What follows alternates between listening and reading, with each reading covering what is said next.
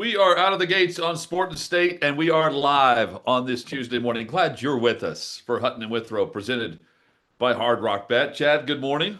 Good morning. Hutton Live is the best thing to be, and that's what we are every morning, 8 to 10 a.m. Eastern Time. Good to be here with you. Yeah, man, same here. Same here. How was the evening? Good? It was good. Good. My daughter's volleyball team went from defeated to one win. We were the opposite of There we go. undefeated. We were winless, and we defeated an undefeated team. So I'm riding on high this morning. My daughter Lucy had her first softball game of the season. She was defeated 8-5, but it was a valiant effort for the little Dodgers. So I'm excited, Hutton. I'm ready to go. Fall is in the air, football is in the air, and we got some big stories to discuss. Yeah, man. Let's see. The SEC feels defeated, or is it Lane Kiffin? Lane Kiffin will not feel defeated. He says, hell no to the SEC that says, you know what, we probably shouldn't bring back NFL players. And Kiffin says, well, if I don't do it, then that means someone else is going to do it. So I might as well just go ahead and recruit those players. Who's going to tell Lane Kiffin no? No one.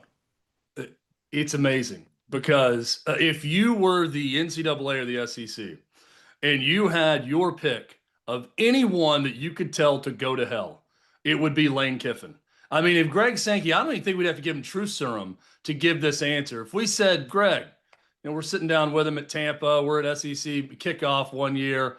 If you could deep down tell one SEC coach, football, basketball, baseball, any sport, to just shove it, who would you want to tell that to? His answer would have to be Lane Kiffin. Yet here is the SEC, and here is Lane Kiffin. Lane Kiffin is saying, I dare you to do something because this is going to happen because of a court order and an injunction, and this injunction supersedes what the SEC can do. So someone in the SEC is going to get my former players, and what I'm going to do, or somebody else's former players, what I'm going to do is go in and make sure that it's me that lands these players. I'm going to recruit them because someone else will. Lane Kiffin even said, I mean, if you ask me, is this the right thing? I would probably say no, that players shouldn't go to the NFL, then come back to college. Right. But here we are. Courts are saying it's okay. So I might as well go ahead and get these players. The quote from Kiffin, at the end of the day, because of these rulings, they're either going to play for you or they're going to play for someone else. And he goes on to say, so we've made the decision to recruit them like probably most are. He's not wrong. It's either us or you, and it's definitely not going to be you. That's the Lane Kiffin stance on it. And I know the SEC released this statement also in response to all of this, with Daquan Wright being the first player, as Adam Schefter said, history in the making with Daquan Wright. But the SEC came back and released the following statement that I know that we're going to show you about what exactly is going on with this and their stance on it about players coming in. And they said, after a Monday evening video conference with the presidents and chancellors of the Southeastern Conference, the conference is issuing this statement. College athletes, not former pro athletes, have been at the heart of the Southeastern Conference. Individuals who chose to leave college athletics, sign pro contracts, and compete professionally should not then be permitted to return to college competition. Allowing that to occur will blur the line between college and professional sports, create significant competitive equity concerns, and reduce opportunities for high school and current college athletes. College sports are for college athletes. Crazy we have to even say that. The current confusion around eligibility standards emphasizes the need to advance the Protect College Sports Act. So, Hutton, here's the lowdown from the SEC. Basically, we hate this. We hate you, Lane, and anyone else who does this. We're not saying it's allowed. It's not allowed. But our hands are tied. Oh, it's allowed. Until Congress can come in and say something, our hands are tied. Oh, it's allowed. If the SEC says something's not allowed, but it's allowed, and Kiffin's doing it anyway, it's allowed. It's allowed because a court says it's allowed. Right. The SEC is saying in our bylaws it's not allowed, but right, but it will be allowed. We get trumped by the government. Yeah, and that's the thing. It's like what I don't know which side to be on right now, because Kiffin is within the law, and the SEC's trying to get everyone. If you're another SEC coach, what are you doing? Why are you allowing Kiffin to get away with this? So there's 15 players that filed the lawsuit. 2 of them right now are already going to LSU, right? That's the only school I know that has collected on these players that have gone to the NFL and gone back.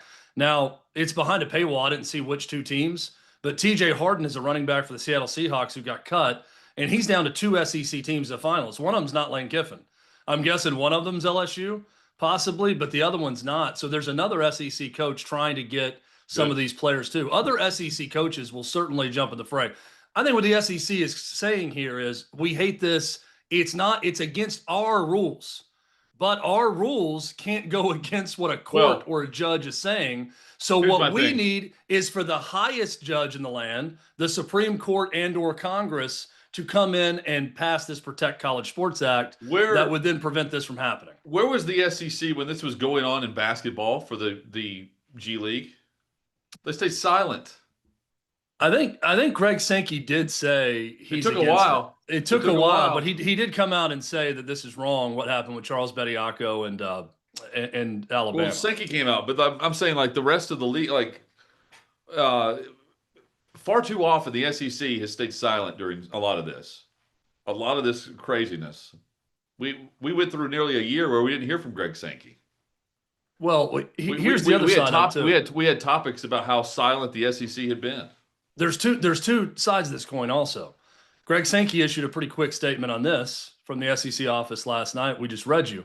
Where's Greg Sankey on Arion Carter? Why does he not have one of his member institutions back? I mean, of everything going on, Greg Sankey should be the first to say, look, I have been talking to members of Congress for months now, trying to get something passed on bigger issues surrounding college sports. We are missing the forest through a single small bonsai tree when we look at Arion Carter and say he can't play for 2 games. This is absurd. It's ridiculous. He paid back the money. We need to be focused on bigger issues, and to be overly punitive with Tennessee on a player that paid the money back and got paid $400 that's coming back to school is ridiculous. He went through the process. He didn't go into the draft. He wasn't drafted. He wasn't an undrafted free agent that's been playing in a camp. He didn't go record 2 sacks in a preseason game. He's not out there begging his coach to cut him so he can go to some other SEC school and get paid.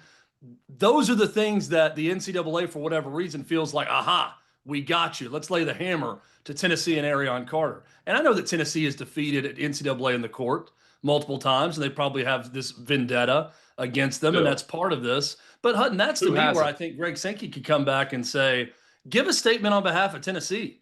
Where are you when it comes to that? I get the statement on this and you needing to say something because it's a giant story, but where are they on Tennessee? Well, give the statement that says Arion Carter is allowed to play the first 2 games of the season, according to us. Yeah. Well, we'll see. We'll see whose law wins, right? Yeah, the NCAA or the SEC. He is allowed to play according to us. By the way, that is a good battle to have. Greg Sankey versus NCAA. And the SEC commissioner, or if it's Tony Petitti just saying, no, we're good. We're not going to serve that penalty. We're just going to go ahead and tell our school to play. Also, where's Josh Heupel being Lane Kiffin in this? Where's Josh Heupel saying, you know what? No, we're not going to pay attention to your rules. He is going to play. We're going to play him anyway because Lane Kiffin would. Look, you're preaching the choir on this one. I've been posted on Twitter. Like, now it's on Tennessee. Like, if they don't play him, that's a Tennessee decision to me. Play him both games. With this whole thing being opened up now, with NFL players coming back to play at LSU or in college, I think if you're Danny White in Tennessee, you're saying, look, the gauntlet has been thrown down.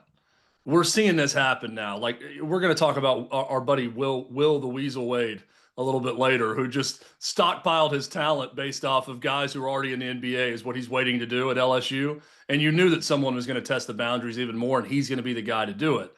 But if you see all this going on and you're Josh Heupel, and he's already called it, I mean, his exact words, it's bullshit when he was talking about the situation with the NCAA. He said that in a press conference about Arion Carter. I think you call them out on it and say, we're going to play him, and you're not going to say that we're ineligible because we're playing him. I mean, even if you wanted to sit him against, and I wouldn't even do that. No. Not even sit him one game, Chad. Yeah. Play him. Play him against every opponent. I'm with you, man. I would do it. I'd call their bluff and see what they would do. Because this is also what's funny about this. There is a rule in the SEC, not about NFL players coming back, which is against every rule in NCAA and the SEC, but a court said it's okay. There's a specific SEC rule about going from SEC school to SEC school after a certain window of time that Lane Kiffin and LSU are violating right now with the 2 Ole Miss players that played for Lane Kiffin that are going to go to LSU. What about coaches? Is Greg Sankey going to do any of that? I mean, is he going to do anything about it? There is no rule about coaches, obviously. But I mean, is Greg Sankey going to stop again? Like, No, he's not. you can make all the statements you want, but until there is federal legislation that tells these guys they can't do it, they're going to continue to push the boundaries on it. Man, my whole thing is like, or what? NCAA is going to do what if Arion Carter plays, or what? They're going to play him after he goes to the NFL and comes back. I mean, had Arion Carter been granted a 5th year and been in the NFL right now and decided to come back, he'd be okay. Can you imagine too if Tennessee is in some playoff hunt late in the year, or they look in a prime position to make the college football playoff, and there's all this reporting going on that the NCAA is going to claim that the Georgia Tech game is forfeited, and then they can't throw go the to middle college finger in football the air playoff. to them, man. Also, the NCAA doesn't control the college football playoff, No. is my understanding. So they could just say, nor do they control college football. Exactly. So I'm thinking, even if they said, like, you forfeit this game, Tennessee's going to count that game in their record books. They're going to go about their life. The goal is to play in the college football playoff. Okay. Yep. So if the college football playoff is their own entity, and they could say, I'm sure there's some bylaw about NCAA rules or whatever, but they could just say, yeah, we're not going to penalize Tennessee for that. We're going to move forward, and they're going to be considered as one of the teams.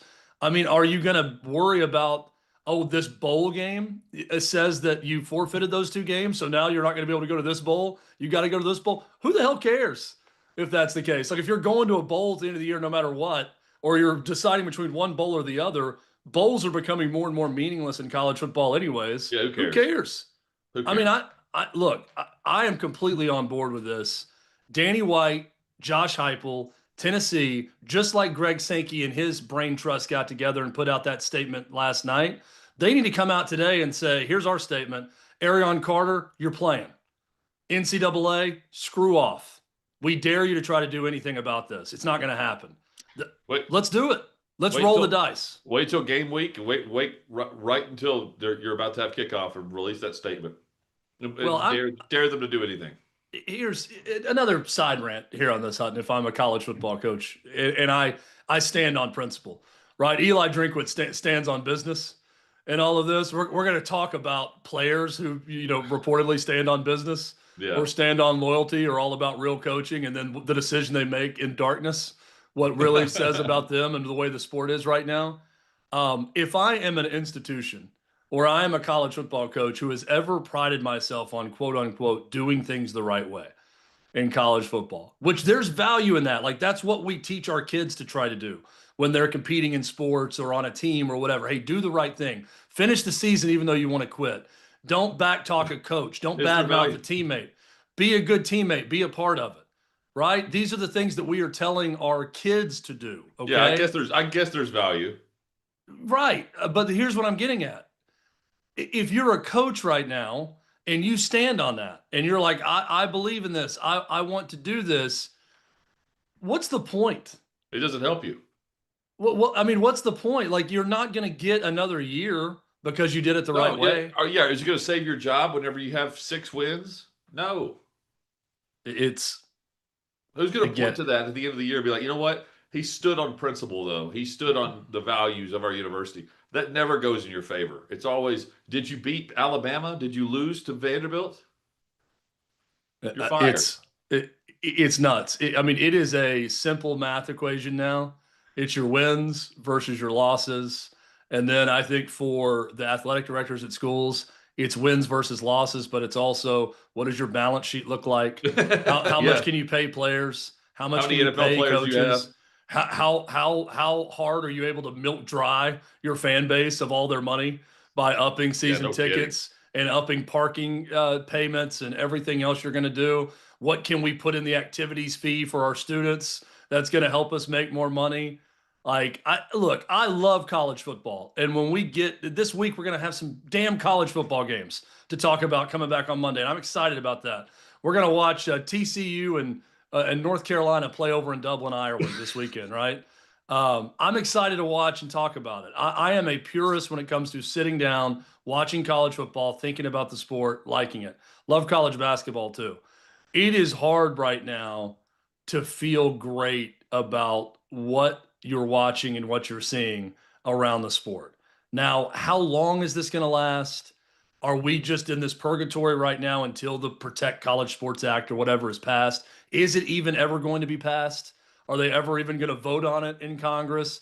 I don't know the answers to those questions, Sutton. I'm with you. When I watch on a Saturday, I feel the same when I hear the band fire up. Yeah, I do too. And I'm watching the games and I'm thinking, okay, this feels like I'm hearing the voices that call the games. And I'm like, feels like a college football Saturday. This is pretty awesome. Voice of Pam Ward. Yes, the sweet, sweet voice of Pam Ward at 11 a.m. breaking open. That makes it feel like business to me. I'm sure she's going to open Northwestern Stadium. Hell, they should have the Pam Ward Media Gate at Northwestern for all the Northwestern 11 a.m. games she's called over the year at their terrible field. Yeah, I don't know how to feel about everything else going on around the sport right now. I don't love it, but once we get to the games, I'm still going to watch, and I'm probably going to love it. Kiffin says he never called Todd Monken. I believe him. Says he doesn't even have his number. I believe him. Why would you? Why would Todd Monken say that? I don't know, but I actually believe Lane Kiffin. Why would Lane Kiffin need to call Todd Monken about a tight end if they're going to cut anyway? By the way, if they didn't even speak and they cut him anyway this week.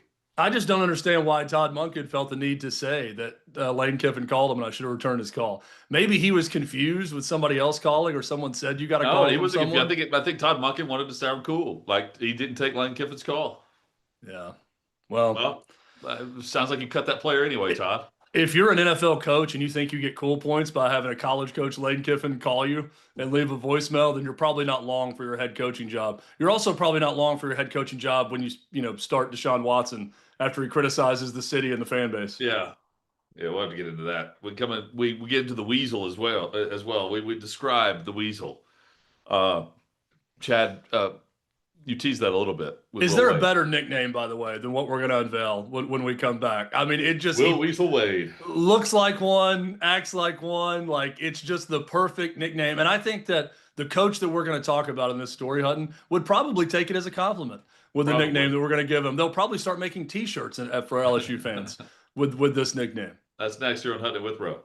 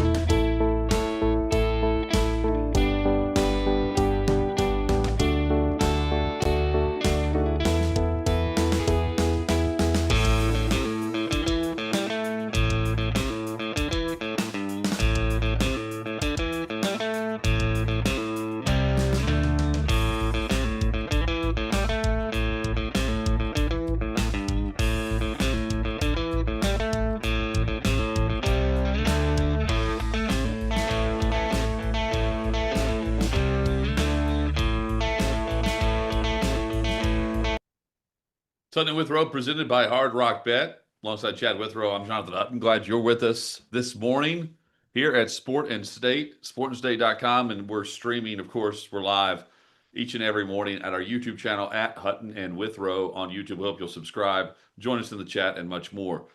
Chad, describe Will Wade, the Weasel. Well, first, chat's popping off this morning, so keep it up, guys. This is really funny. A lot of Jed York jokes happening right now in the chat, which is making me grin during the breaks. What a crazy story that was.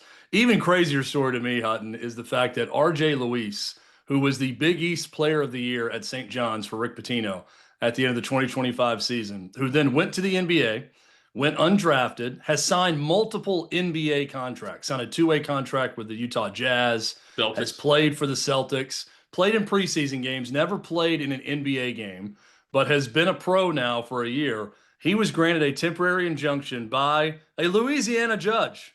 Shocker that a Louisiana judge would side with him now that he's going to go to LSU and play for Will Wade. Crazy, crazy story. The funniest part about all this, Hutton, is as we call him, Will the Weasel Wade. The Weasel was in the courtroom with R.J. Luis, and R.J. Luis immediately turned around and hugged Will Wade like he had been exonerated from a wrongful conviction of a murder. Not guilty. Not guilty. Just hugging his family, arms wrapped around him. Like, we did it, coach. We did it. We came back from the dead. I went pro, and I came back. I can't believe this is happening. It's the greatest day of my life. R.J. Luis, apparently, according to a judge, eligible now to play for LSU after going to the NBA. The attorney's quotes are really funny. He said, "This is precedent. This is history. These other players got to play." They cited Hutton, Charles Bediako of Alabama, as the precedent for a court allowing someone to play, which he did for Alabama a year ago. So suddenly LSU goes from possibly a team that, was nowhere close to making the NCAA tournament in year one for Will Wade to R.J. Luis. I know they're talking to some European players that are playing pro ball in Europe to come play for LSU. This could be a very good LSU team. And I'm sitting here completely unsurprised because the Weasel is behind all of it. So this is a former Big East Player of the Year honor, right? For him? R.J. Luis is a former Big East Player of the Year, yes. Yeah. And so he's 2025. Okay. And so he's been in the NBA for nearly a year. And he comes most recently the Celtics. He was with the Celtics. He played in 3 Celtics preseason games. For whatever reason, he didn't play for their team in Portland, Maine, their G League team. Yeah, but who would want to? He signed a contract with the Jazz. I think he got traded to the Celtics. He signed 3 different NBA deals in some way, shape, or form over the past year. But now he's back in college. I'd like to know how does Will Wade find out about these guys? It's a great question. What's the connection to Louisiana other than the fact that LSU has a spot open? Well, I mean, I think Will Wade just he's got his ear to the grindstone on every possible. But every coach agent. would, though. But every coach would. I want to know the coaches that said no. And then here's Will Wade saying yes, because it sounds like it was LSU or nothing. Look, I think if you have a program, like an existing program where you have guys that you think you can get, or you can get actual transfer portal guys, then you're not even considering this because, you don't want to be the guy who goes and does this. Nate Oates did it because he felt like his back was up against a wall. He had injuries. He needed a big man. He's like, all right, we're going to test it and we're going to try it. Will Wade feels like his back's up against the wall because he didn't have a team. He had like 3 or 4 players on his roster. So he's having to exhaust every possible avenue to get someone who can come in and contribute and be a player for him instead of being, a laughing stock in the SEC in year one, which that certainly is not what Will Wade wants to do. So I think the guys who already have a program wouldn't even consider something like this. Unless you have one spot open. I don't even want to say the Will Wades of the world because Will the Weasel Wade is an exception to most coaches. He's going to do everything, not just towing the line. Dude's going to do a somersault off the high dive over that line and do whatever the hell he wants as a coach. He proved that with a strong You're rewarded for it. Look around college sports right now and the coaches who toe the line and the coaches who don't. Yeah, I don't even know what towing the line is even more. I mean, Rick Barnes is a deacon amongst college coaches, but it's not like, he pays top dollar for players. He's basing it off transfer portal guys too. Yeah, but Rick Barnes would follow the rules if he was Yeah, told he wasn't allowed to do that. You right. know, like just like Josh Heupel's doing. Tennessee, for whatever reason, follows the rules. They toe the line, they never cross the line. I, I And don't I don't understand it. And also, like, what? I commend them for never crossing the line, but at the same point, it's like, what's the point of following protocol if the protocol is not going to be enforced by those who get away with it? Yeah, Brooks in the chat, by the way, says the whole story though. Bediako played 6 games, then the judge ruled against him once the TRO was up, and then he was ruled ineligible and had to leave the team. So now RJ Luis is citing Bediako as precedent, but in fact it was only temporary with an injunction. Now the lawyer does say, Hutton, this clears him up to go work out, play with the team, practice with the team, get ready for the season while we handle the legal stuff. Yeah, So this temporary restraining order injunction could, this could continue on in the court system like Bediako, to Brooks's point, sure. and maybe he's ruled ineligible before the season happens, or maybe he plays a week and then he's ineligible again. Remember the whole James Wiseman thing at Oh, Memphis? sure. The 12 games. Right. And like how weird that was, because then they played him at one point, and then they had to forfeit those games and all that. Like you could see kind of an in and out situation like that, where you're not quite sure if he's eligible or not, and then what's going to happen. But then again, I don't know that Will Wade's going to care about NCAA penalties or forfeiting games or sanctions. What's the purpose? Right. And also, like, what's the purpose of, again, like, this is a broader question. And I want everybody in the chat right now, and thanks to those who are watching on YouTube with us, Hutton Withrow, you can watch us there. You can chat with us throughout the show. Is there truly a win-loss program value to doing the right thing?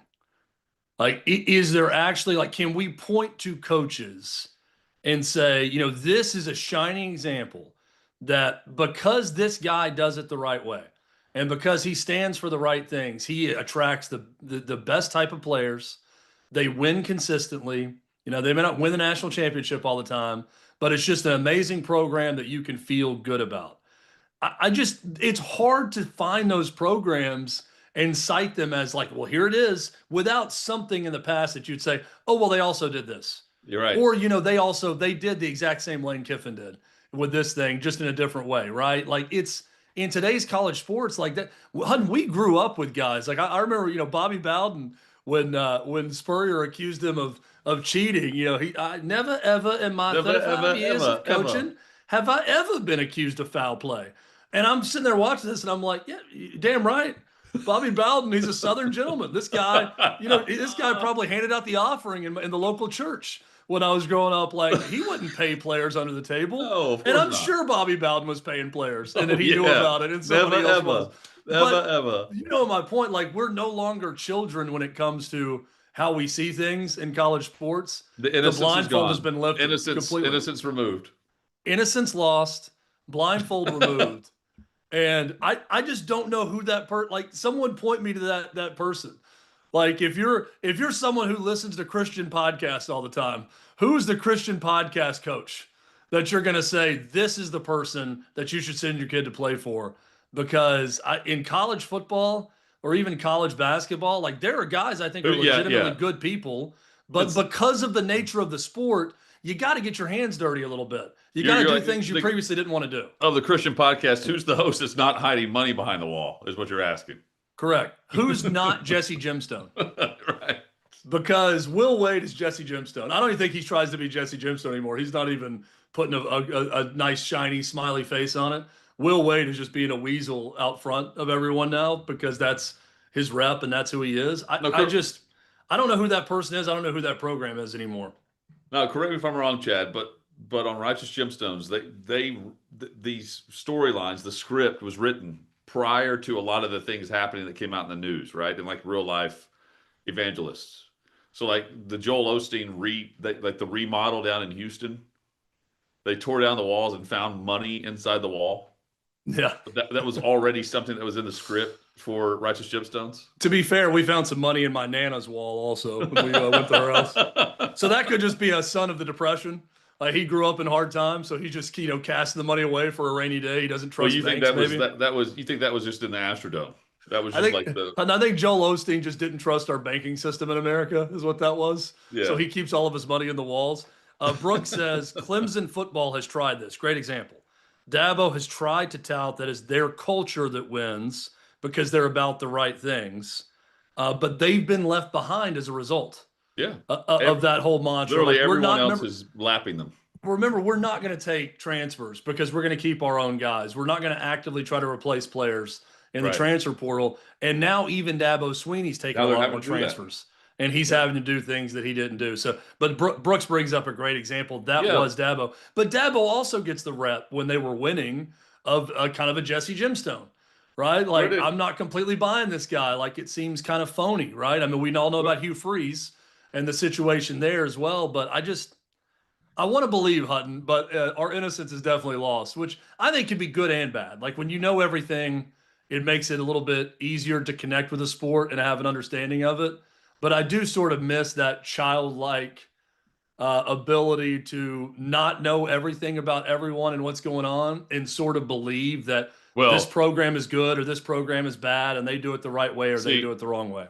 I still think that we do have a childlike belief in sports because there's no telling what we don't know. We don't know what we don't know in all this. There's still how much info we don't know is actually happening behind the scenes. The coaches that are or are not in bed together or shaking handshakes but below the in the cloak of darkness. Below the Mason-Dixon line. Below the Mason-Dixon below line. the Mason-Dixon. Yeah, through attorneys literally and judges. Handshakes below the Mason-Dixon line because a lot of them happen here in the South with football.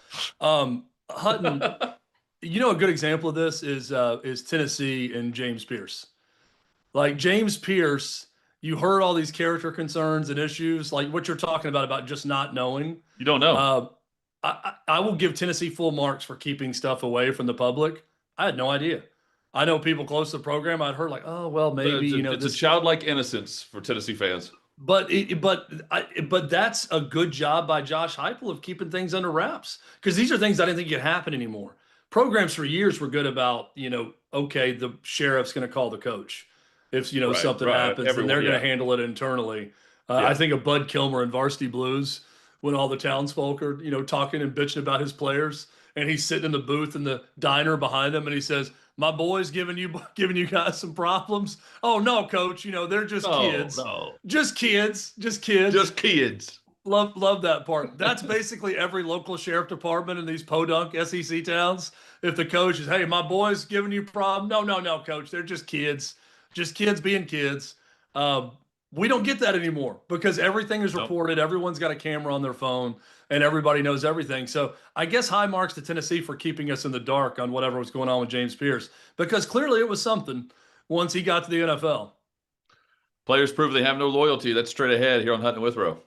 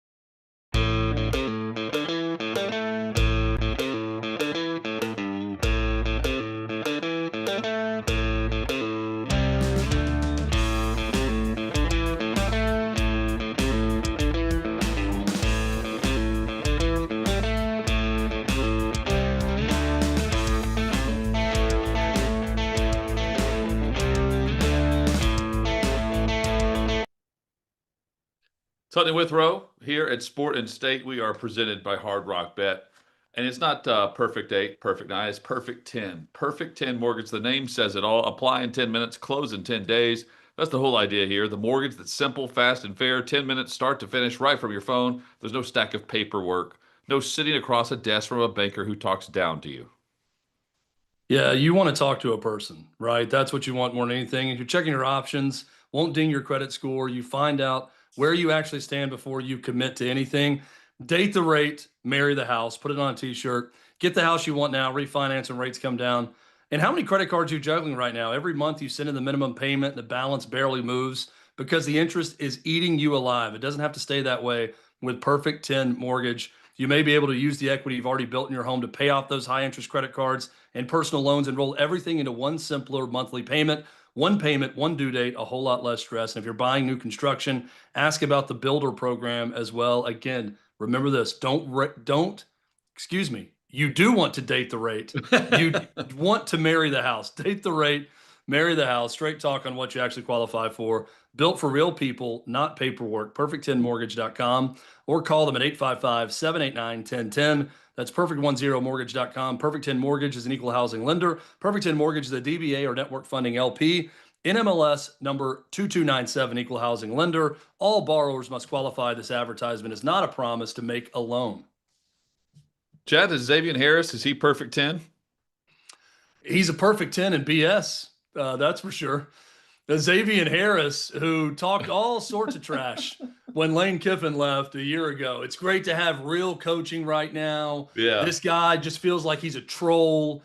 He's trying to get attention away from us and all we've accomplished. He didn't really do anything, and I'm adding some stuff to what he said, but we know what he was thinking Might as with his well. comments, right? Xavier Harris, who acted like, Pete Golding and those who stay will be champions. Those who stayed are the true champions. Those who stayed deserve the glory, not the one who left. And why are we talking about Lane Kiffin? And why are we doing this and that? And Pete Golding is a real coach and everything else. And then when push comes to shove, Hutton, what does Xavier Harris do?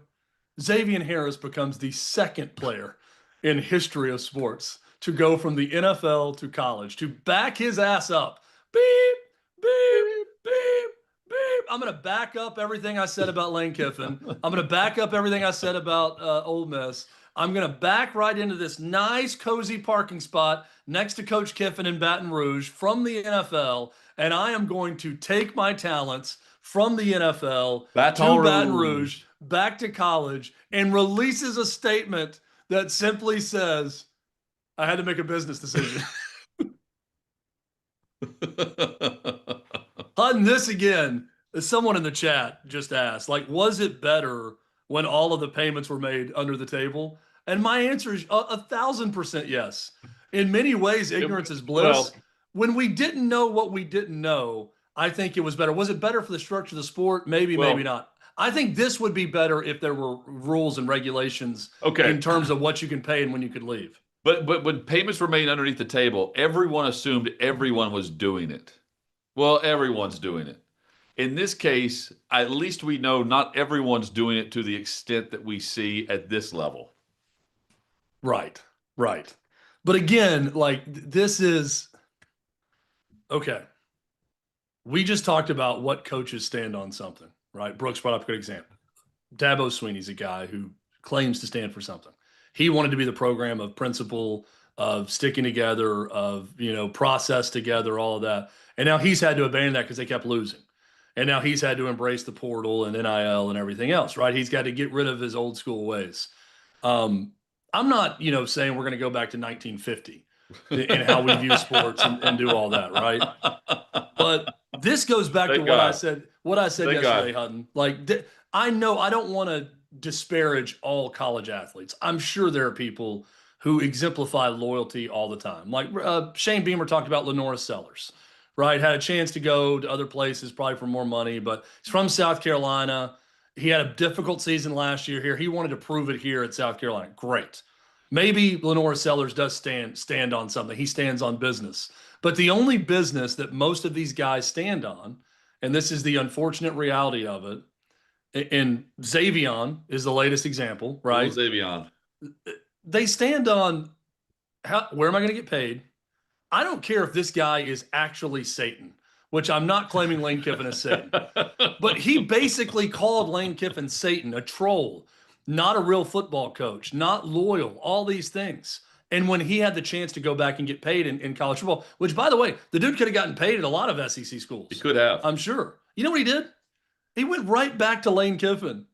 Like, if that doesn't make you cynical about the whole process, I don't know what will. Was there not a second option for the guy? I mean, he had to go back to Satan.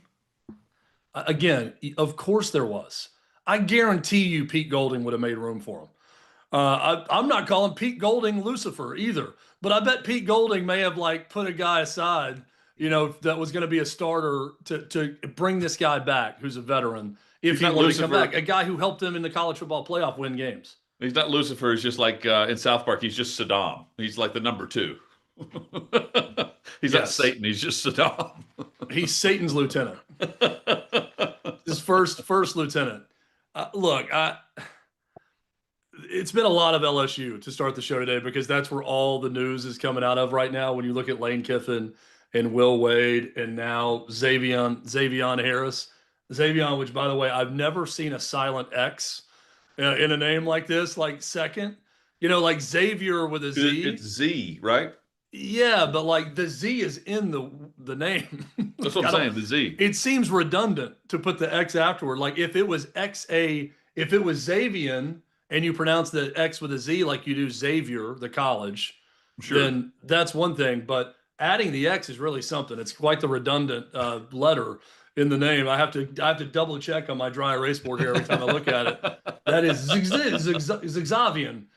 No, it's Xavier. When Xavier Harris besmirches the good name of Lane Kiffin when he leaves for LSU, who, by the way, Lane Kiffin told everyone, guys, had to make a business decision. LSU wins national titles. Ole Miss doesn't. Ole Miss is racist. LSU isn't. I mean, he said a lot of things since he left, right, that he then had to apologize for later. Lane Kiffin made a business decision. What does Xavier Harris do? Guys, I'm going to post this on my Instagram. Respect my decision. Had to make a business decision. Headed to go play for Lane Kiffin. It's really just laughable. And what I would love to know, like a business decision, what other decision did the dude have? Right? Was it that or be cut and go to a practice squad somewhere else? Maybe it was that or go to the Titans practice squad. Well, and that's what Catfish Jake. He made the right call. Catfish Jake says going from the NFL to college is loser, beta, non-alpha behavior. Well, it depends. I mean, yes, but also like if you had a magic genie and you were like, you can go back to this and dominate and make more money doing it. The money could be better. Yeah, exactly. The money could be better. The playing time is going to be better. Now, and he's going to be cut anyway. What you're admitting is I'm not cutting it in the NFL. So it's tough when you admit that to everyone, right? That's the case. Diego Pavia is kind of an example of this. Like, Hutton, we saw Diego Pavia at an event, and I went up to him and I said, man, I think you got a good chance to have a good long career as a backup in the NFL. I thought I was complimenting the guy. I really thought I was saying hey, good job, man. Like you his reaction with is why I love him. Spot. Yeah, but I got you. I know where you're going with this. Yeah, and what was his response? He was pissed. I'm a starter on day one. The dude said, I'm going to start in my first year in the NFL. Well, what happened to Diego Pavia? He got cut before training camp started. He's probably going to be able to play for Ravens. That's right. But Diego Pavia wasn't even to me at a restaurant opening willing to admit that he wasn't a starter right away in the NFL, right? So if you're the guy like Xavier Harris who just admits to everyone that I'm not an NFL player, I need to go back to college, that is a big admission to NFL teams also. So from that perspective, Jake's right. It is sort of a loser beta move to admit that, but also that's their best option right now. They can go back to college and make a lot more money. But to those guys, unless you're on the active roster in the NFL, it's a beta move to go to a practice squad whenever you can be a starter in college football and make more money. And by the way, it's not. I guess his argument. I'm going to Harris now, not Pavia. His argument would be, I wouldn't even be here if I was allowed my fifth year. My fifth year option is why I'm going back. It's been granted. It's been open, and that wasn't available to me whenever I had to make the call to go to a practice squad. So he's clinging. He's clinging onto a practice squad, which is I don't even know if that's where he would be, Chad, because the Browns let him go.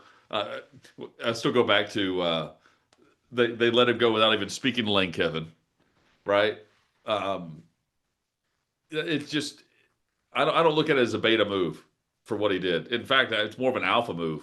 He's spiking on not just he's spiking on the rules, but he's also going back to spike on the college players that he's going to be lined up across from, and he already knows he's an NFL caliber camp player. That's good for him.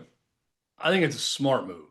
Like I'd like take alpha beta away from it. Like it's just a smart It's business no move. beta move. It's no beta move. Yeah, it's just the smart business move. If these guys are able to get away with it, it's the smart way to go make more Now let money me and ask do you, it. Chad, why if is it to me it would be a smart move to follow what LSU's doing. I don't know how many people can do it because there's 15 guys that are trying to do it right now. So Well, I but there don't could be think, more than 15. They're just 15 who filed the lawsuit. yeah, we're going to get into that in the next segment about how big of a deal is this actually. I don't think it's as big of a deal as people are making it out to be. Like, it's not like a national epidemic with guys leaving the NFL to go back to college. It's a few guys right now, and there are going to be a few more. These aren't the last ones. There's going to be a few more. I don't think all of them will end up at LSU, but I think a majority will probably end up at LSU for Lane Kiffin Right. because of what he's doing. But again, going back to just Harris specifically, the argument from if I'm Harris and the agent, and I don't know how smart his agent is or how he's going to position it, is sort of like you said, hey, we didn't know we had a fifth year Right. possible. We Right. looked into it legally. We got the fifth year. My client can play in the NFL, but he will be better served if he goes back to the For SEC 1 for a year. year and seasons himself for a year. And next year he's going to get drafted and he's going to be on a roster locked in because of where he goes in the draft. That's what I'm arguing. I'm spinning it, whether I believe that or not. And look, there are plenty of college players in football and basketball that are not good pro prospects, that Sure. are not going to be top draft picks, that are not going to make it on an NFL team. NBA is a Diego great example. Pavia is a great example of this. Diego Pavia was never seen as a great pro prospect. He's a hell of a college football player. He was a transformational player for Vanderbilt football. Those guys, Still can be. if given the ability to go back and make more money, it's a smart move for them. And look, if you're a junior and you're a captain and a stud linebacker, but you're a step too slow, or you're a safety who's a little bit big and too slow in college football, but you know you're a great player for that team, you get a little bit more money and come back to school. I would never go pro early if I were these guys, unless that was a first, maybe second round pick guaranteed. Because if not, Well, if you're in a or top program, you're going to get paid to stay, or if you have an injury history. like If a Aaron lingering- Carter. Yeah, if you have a lingering injury history, and you're like, yeah, now's the time to go. That's why you would go pro early. That way you don't get dinged again. Yep. But in Arion Carter's case, at least he's got 2 less games because his coach won't play him. He's got 2 less games that he's not going to have to get injured in. Unfortunately for him, Chad. The other thing about it is a lot of these rosters, they're not necessarily taking up a roster spot from somebody because it's a roster spot that's been left open for them. It's been a foregone conclusion. So the number now is 105, I think, and good stuff going on in the chat right now as well. So keep hitting us up there in the YouTube chat. The roster number is 105, and they don't have walk-ons, Right. right? Like walk-ons now get elevated. So Right. most of the programs are probably hovering around that number. I guess LSU is below it. I don't know. I mean, Lane Kiffin's going to make it work either way. And that's Sure. what Dan Lanning was getting at. We played the audio of Lanning yesterday, and he just said, Well, yeah. and, by the way, that's a good example. Maybe Dan Lanning is one of those guys who kind of seems to stand for the right things with his program, but he was like, Oh, look, I They don't have one want of to the do most this to my expensive team. rosters. Oh, I'm not saying he doesn't pay people. I'm saying he's like, if I've committed to you, I'm going to commit to you, and I'm not going to boot you off the roster for an NFL player. At But least he said it I don't publicly. think guys are getting booted off rosters. I think there are roster spots open on purpose. Right, but I'm saying if there's not, you're going to boot somebody off the roster. Yeah, if but they're I'm saying gonna I come don't, in. I don't know if that's happening. Is my point. I to don't Dan either. Lanning's But example. do you think Lane Kiffin would do that? Because I do. I don't think he's doing it. I know, but if he had the option and he said this guy's not going to I play don't- and this guy from the NFL is going to play, would he boot the other guy off the I roster? think he's long known. I don't. He I don't would think 100% boot the guy off the roster. And Dan if Lanning given the would too option. if it helped him win a national championship. Yeah, well, I don't know. He says he wouldn't. So I got to go by what Dan Lanning Okay. said, and I don't know Dan Lanning to be a liar like Lane Kiffin. Well, So I'm gonna go Dan with what Lanning Dan to be Lanning one of the said. top coaches in college football and not Dabo. Yeah, well, Dan Lanning's not Dabo. He's going to the college football playoff regularly, That's what I'm and saying. they're spending a ton of money, and they're doing well in the transfer portal. So that's not the same comparison at all Well, for what Dan Lanning does. I said that he's not. I said I said that he's going to adapt. If he has a chance to win the national title and bring a player in, he's going to do it. Every single coach has been asked about this now. What I'm saying is Dan Lanning is the only guy that I know of that said, I'm not going to do it because it sends a bad message to your current roster if you do that. Ryan Day was asked about it. What did he say? I hate it, but guess what? I'm going to look into it because if somebody can help Ohio State and not somebody else, we're going to bring them in and we're going to recruit them from the NFL ranks if this continues to be a thing. To me, that is like the standard baseline college coaching answer. I think that's what everybody believes. Even Lane Kiffin said, I mean, if you ask me if I think this is right, I'd say no about NFL players coming back. But again, it's us or them. So if it's possibly going to be them, it's going to be us. That's going to get these good players coming back from the NFL. I totally understand the logic behind that. I just think Lanning, yeah, I mean, are they paying? Of course. That they're one of the probably 8 programs paying over $40 million for their roster. They're spending money and doing all that. But I give him credit. Now, he may come back on it and completely defy what he said, but I give him credit for at least saying, yeah, I'm not going to do it because I think it sends a bad message to your roster. Where I think pretty much every other coach would take the Ryan Day approach of, I don't like it, but I'm still going to do it if it helps me. To which then the argument becomes, if you hate it so much, the coaches could just all agree not to do it and not abide by the court orders and say, we're just not going to take them. But you and I both know that's never going to happen. That's not happening. Never going to happen. Never. We discussed what Orlovsky had to say about this. That's straight ahead here on Hutton Withrow.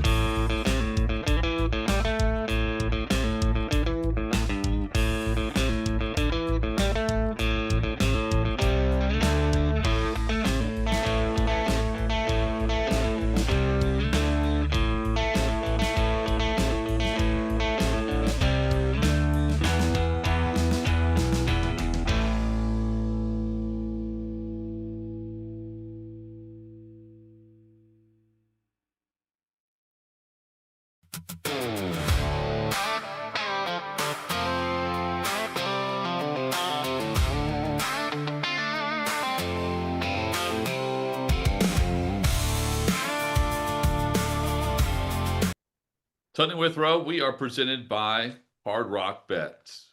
Let you know about Clay Travis Law. Accidents, don't wait for good timing. One bad moment, a wreck, a fall, a doctor who wasn't paying attention, and suddenly you're fighting an insurance company that does this every single day. That's why Clay started Clay Travis Law. He's a Vanderbilt law grad. He built a firm around one idea. people who deserve someone that are willing to pay attention, ask the hard questions, push back when things don't add up. Experienced trial attorneys who bring the fight to corporations and insurers, based in Nashville, trusted across the country. Car and truck wrecks, rideshare accidents, medical malpractice, premises liability, product liability. If you were wrong, they want to hear about it. And here's what they promise: honesty, like Dan Lanning. They don't sugarcoat your case. You'll hear what it's actually worth, not what you want to hear. The case evaluation is free, no charge, no pressure, no hassle. Just tell them your story. Go to claytravislaw.com or call 877 222 4444. That's claytravislaw.com. No case is too big or too small. Chad, we were discussing with JT during the break. A good point by him. JT. JT is passionate, fired up about this because it hits home for him with some travel ball examples of this very thing we're talking about, of always looking for the better option and how that affects your current team. JT, you have the floor. Yeah, I'm not mad at Kiffin. I would do the same thing. And the players that are coming back, if there's an opportunity to play and get paid, you do that. But Chad, you've lived this world, and now I've been in it for a couple of years. You got a travel ball, softball, baseball team, whatever it is, and you're struggling, or even you're doing good, and your kid's at the bottom of that roster, or maybe your friend's kid's at the bottom of that roster. And then all of a sudden, you find out on Friday before the Saturday that you're going to spend 17 hours at the ball field, that somebody's bringing in a kid that nobody knows his or her name, and she's a ringer, and you guys win a couple of games, and you get to stay there all day because you've won, and that's amazing. But guess what? There's another kid that's been there for 6 months. It's been at practice every single day for a couple of days a week, 3 or 4 days a week in some cases, and her parents have traveled and paid the money, and you're paying money to be on the team, and this kid's not. And guess what? Your kid's not playing now, or the next kid's not playing. It makes me. It happened to us. I mean, it's happened to you, I'm sure. It makes you.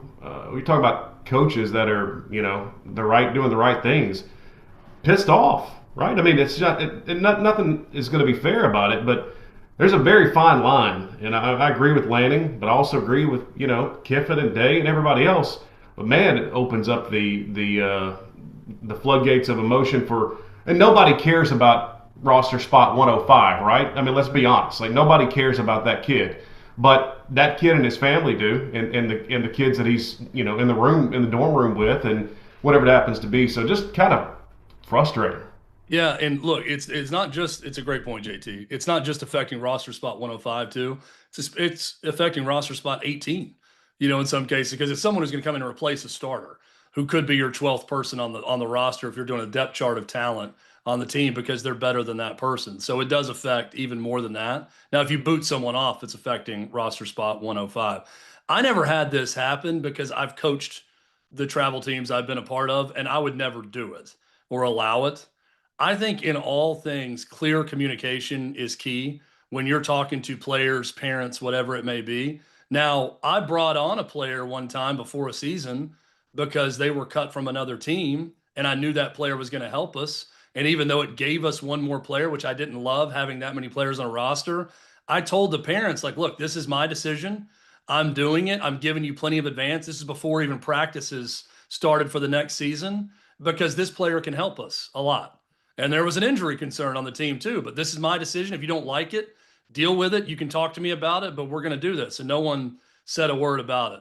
But I think if you're in the travel ball system and you're the type of coach who's going to bring in 3 different pickup players every single week to try them out to see if they're better than your current team, you may win some games doing that. You're losing the war, right? You're winning some battles. You're losing the war. Now, to compare that to college sports, it's tough to compare. Like, it's the same type of concept of team sports, but a lot more money is at play here. These guys are trying to keep their job. There's no risk of being fired as the travel ball coach, right? If you don't do something like that to take the best possible player and all of that. I don't know. I'm cynical now, JT. I think you need to have something that you stand for the right things in travel ball, absolutely, or youth sports. That's still a thing. But when you get to that level, sadly, Hutton, I don't know how much it matters anymore to parents or players out there if somebody's doing the right thing or not, or whatever they see the right thing as being. Well, you just jump right back into the portal, JT. That's what they do. Go get paid. Surprisingly, you guys won't believe this, but that's what we've done.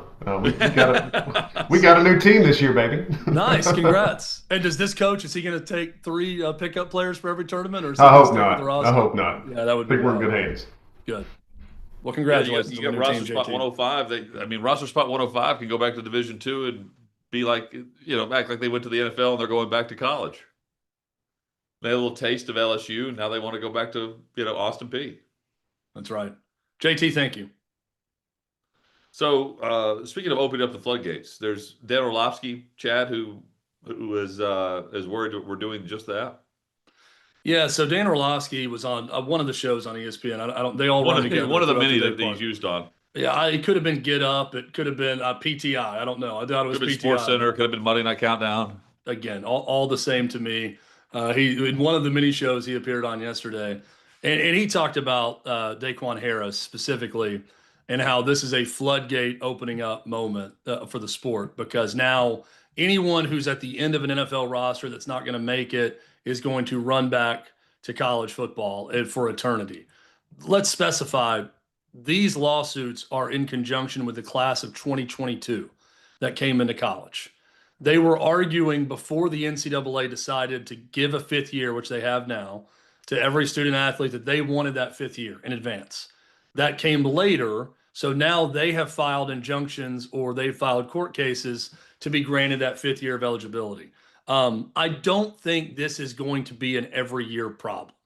Right now, everybody's got the 5th year and they know the rules. But I mean, is there a world where someone's going to come back who's 30 years old, who gets cut from an NFL team that's played 7 years in the pros, and says, "Hey, I'm losing out on money making opportunities, and this guy got a 4th year"? 2023 injunction? No, because they already have a 5th year. Everybody that came after 2022 now has a 5th year of the NCAA. Okay, so they have their 5th year to play 4 or 5 to play 5. They got 5 that they can play them. Like, you don't get a red shirt, but like you got 5 to play 5. So you can play 5 years. So no lawsuits from 2023. Okay. Right. My point is, this is a 1-year thing, and I think it's just a handful of They'll players. find something else to file a lawsuit about, though. Yeah. Right? I mean, maybe, yeah. Look, again, my argument is I don't think it's a big thing, because I think this is a 1-year blip where guys are doing this right now, and then it's not going to be this floodgate situation. Now, I look back at the 2020 football season, and it's all a blur to me. Like, did it exist when fans weren't in the stadium? I think Alabama won the national title that year with Mac Jones, but I'm not completely sure if that actually happened. I think people view this as, okay, if LSU adds all 15 guys that did this, and then they go out and all 15 of these guys start after playing in the NFL, and they win a national title in year 1, do we view this whole season as stained in some way? I don't think that's going to be the case. I think it's a huge story. I think it's a big story right now for the individual teams and rosters that add these guys. I think College Game Day and Big Noon Kickoff are going to talk about these players that left NFL training camps to go to colleges, and they're all going to be a discussion point in each individual broadcast of those games. Do I think this is an eternal damnation for the sport, that now guys are going to go to the NFL every single year and just turn around and go back to college? No, I don't, because this is something dealing with the 2022 class. Yeah, and that, as far as like the floodgates, there will be something that allows a pro player to come back and do something. Like this is just the beginning. Like, I think we're all becoming numb to the court cases, right? Like, I can't tell you I can't differentiate between what court case is what injunction and what's not. The question would be, like, how long does it last? Like, is there going to be like a stay? Is there another court or another judge that comes in and like pauses everything after we've talked about it for 2 weeks? Like that to me is the cyclical nature of what we're doing, not necessarily the example that Orlovsky's talking about. I think the big risk of all of this is when Diego Pavia got the JUCO thing, that whatever the JUCO year didn't count or all that. Remember all the jokes that, well, now Aaron Rodgers is eligible because he played JUCO and then went to Cal after that to come back to college football. it's going to take like Enos Cantor Freedom, trying to join the WNBA draft, which the WNBA has now said, yeah, it's not going to happen. This is a publicity stunt, and we're not going to allow it. Any of the men that are trying to play in the league, they've actually said not going to happen, right? Even though they still won't define a woman on it, he can't be in it. I think you're going to, if you have someone who's been a 7-year pro, who's like, hey, I got hurt and I eventually got cut from the NFL, but I can go back to college and dominate, even though I'm 29 years old, and I'm going to file a court order in the state in which I want to play. Let's say it's LSU. Let's say he goes to Louisiana and files it and says, hey, I only played 3 years. I left after my junior year. All these other guys signed with agents, played in the pros. RJ Luis played in the NBA, made money, signed this, and he went back and played. Here's the precedent. I'm going to file precedent now, even though I played in the NFL for multiple years, to go back and play. I pray we don't get to that point. I pray this Protect College Sports Act is passed by then, and we have rules. But to me, that would be the only fear of all of this, is that someone really tries to push the envelope and do something like that. Jed, coming up, QB1 named in Cleveland. They get rid of a tight end, and they go ahead and name their starting quarterback. And it's one that the fans don't like. We don't blame them. That's next on Hutton Withrow.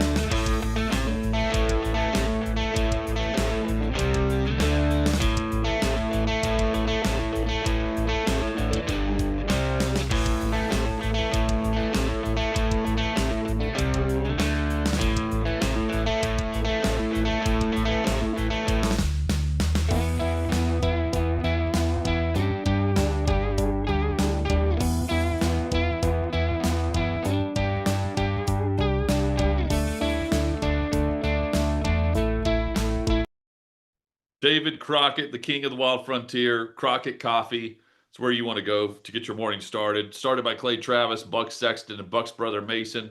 Named after Davy Crockett, hunter, storyteller, patriot, backwoods legend. Look at the logo. Davy is surfing on the backs of crocodiles. That tells you everything about the attitude right here. 100% pure Arabica, high altitude beans, small batch roasted right here in America. Tennessee, the heart of the country. It ships fresh roasted, not sitting on a warehouse shelf for 6 months. Light, medium, dark, decaf, organic, even a mushroom blend, whole bean, ground, or K-cups, however you make it in the morning. Mushrooms not for me. It might be for you. And if so, great. Whatever you need from Crockett Coffee, they got for you. And you can set up a subscription, and it shows up on your schedule, not theirs, your schedule.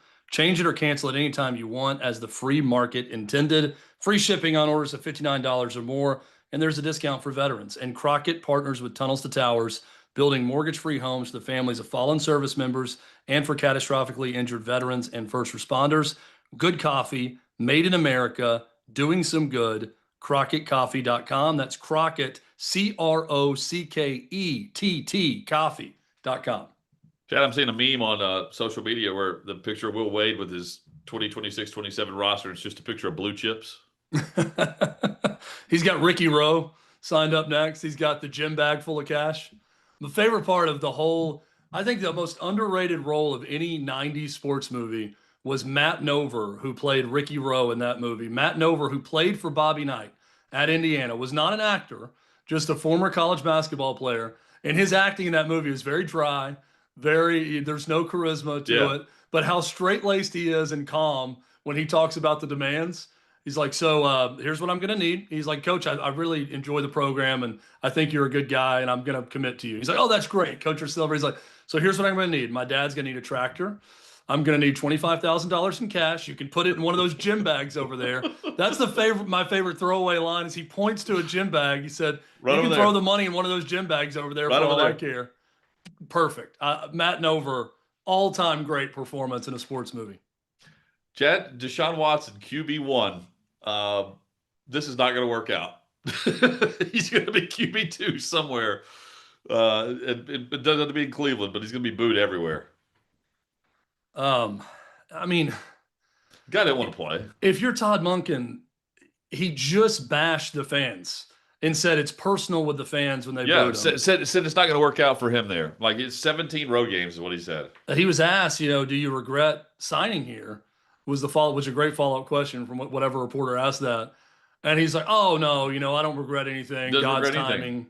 That's exactly why he gets booed. This and that, of course he regretted it. And then he comes back the next day after being named the starter and has to completely apologize and say, hey, I was emotional. And, I've really just been working hard to get back on the field and can't wait. And I've enjoyed my time in Cleveland. And I didn't see a quarterback that was emotional. I saw a quarterback that was just downright honest. I mean, you mentioned it yesterday, he's fixing his $300,000 diamond earring stud.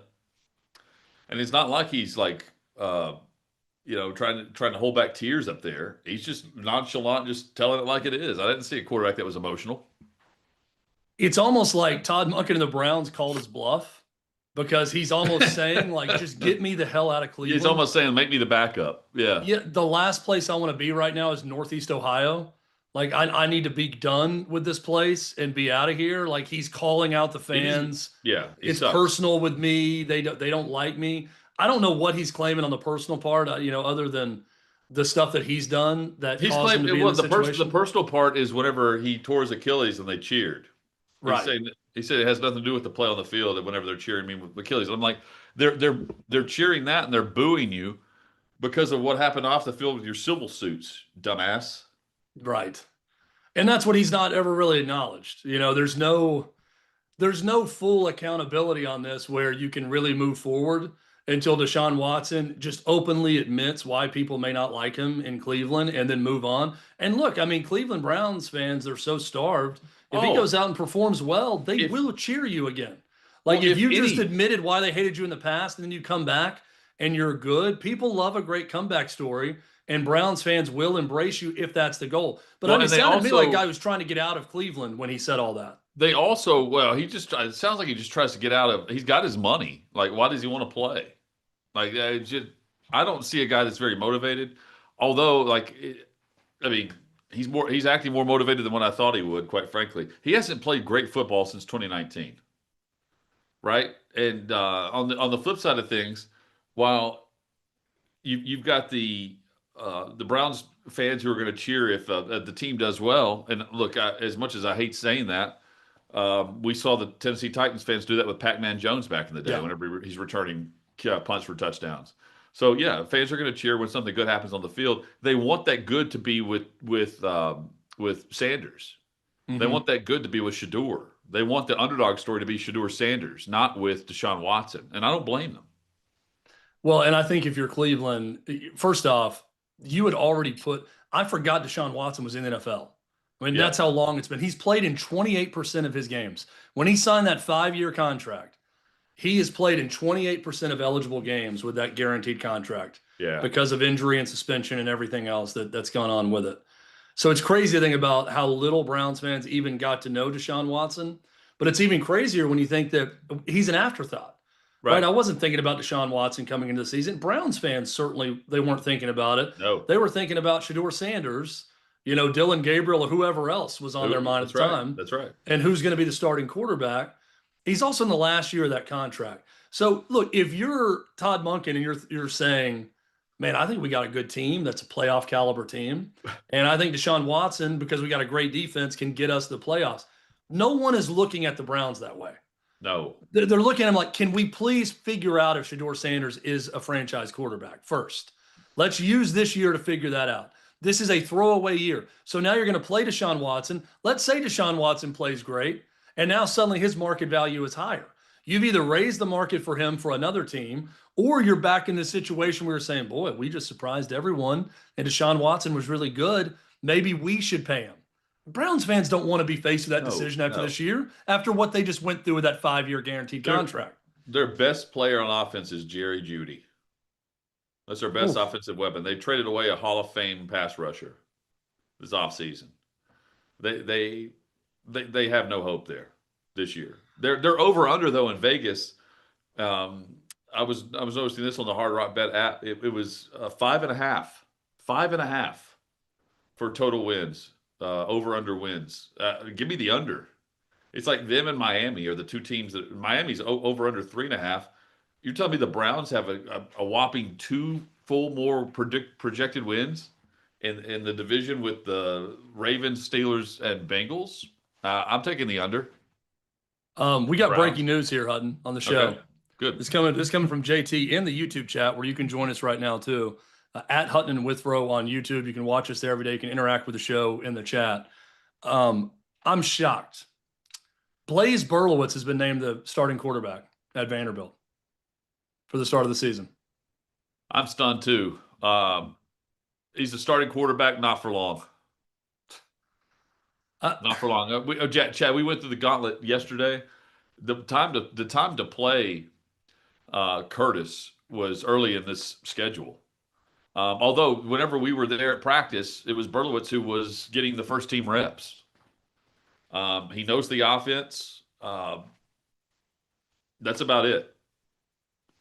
Curtis does a lot more than what Berlowitz does, but come on. This is a strange one. They're paying a quarterback probably $2.5 million a year. Remember what I said about Underwood a year ago? In Michigan, right?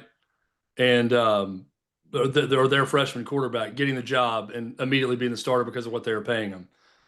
I don't understand this in the least. I can't explain unless Blaise Berlowitz just truly gives it. This is kind of like the Browns. I mean, no one is expecting much from Vanderbilt this year other than Vanderbilt. And we were just there. Clark Lee and those players, they're expecting a lot with this team. They think they got the most talented team they've had. So same with Todd Monken, right?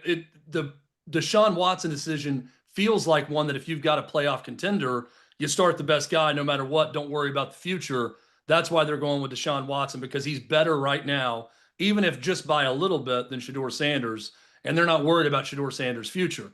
Starting Blaise Berlowitz, to me at Vandy, is a signifier. They think they're better than the outsiders think, which I believe that they believe that. And I kind of believe that too, because they're going to go with a veteran guy they think gives them the best shot to win right now. And Jared Curtis is not that guy. I'm just stunned because of the investment and because of him, not going to Georgia and going to Vandy. My immediate thought was, Hutton, they're paying this guy to be the starter right away. And he's going to end up being the starter right away, right? Well, and while we may see Berlowitz start, we're going to see both quarterbacks in that first game. It's Austin Peay, correct? I think it's Austin Peay, then Delaware. Am I getting those games correct? Then NC State. Austin Peay, Delaware. NC State. Yeah. JT is also saying, Pete Thamel reporting, Berlowitz quarterback 1, 5-star true freshman Jared Curtis will also play in the game. Okay. Marking his first career snaps against Austin Peay. Yeah, of course he would have played no matter what because it's going to be a blowout, right? You don't need a just source. not saying anything. I'm sorry, but Pete Thamel, I don't need a source to report that. Correct.